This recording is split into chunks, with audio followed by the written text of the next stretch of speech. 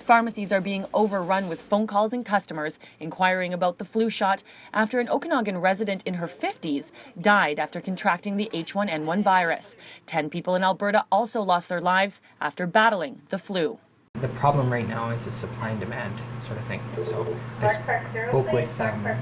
spoke with the Interior Health in terms of how much vaccine is left, how we can get some, and from what they indicated to me, they don't have any vaccine available right now. They're not expecting any shipments coming from the supplier. What they're doing is they're more or less reallocating what's been kind of given to the province. Another rising issue, however, according to Interior Health, is that BC's second wave of flu season is still on the horizon. But with a lack of flu shots and a 2-week period to build up antibodies following vaccination, more deaths from H1N1 may be likely. We've had 35 cases so far this winter to date across the Interior Health region. Most of those have been in the last 2 weeks, so I think we're going to be getting more than that in the coming week or two. So if it's spreading widely, no, that's not unexpected. We unfortunately see deaths due to influenza each winter, and so we're always working to prevent as many of them as we can. This strain of H1N1, based on the current situation in Alberta, is affecting a different demographic than the usual targeted senior population.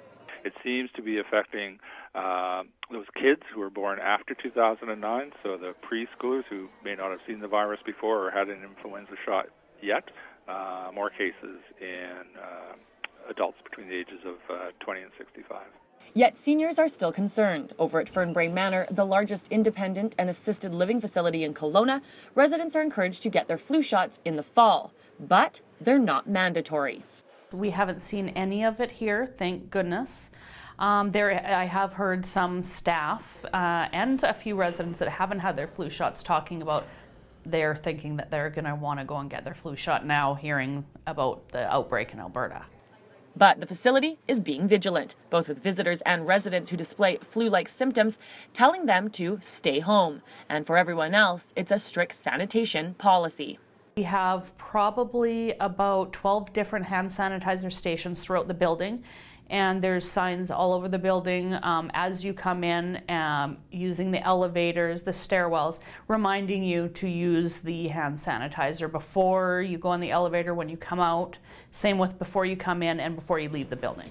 While the vaccine may be running low in the Okanagan, it's the only surefire way to ensure you don't contract H1N1. So if you get sick this flu season, stay home and don't run the risk of spreading the virus. Jen Zielinski in Kelowna for Castanet News.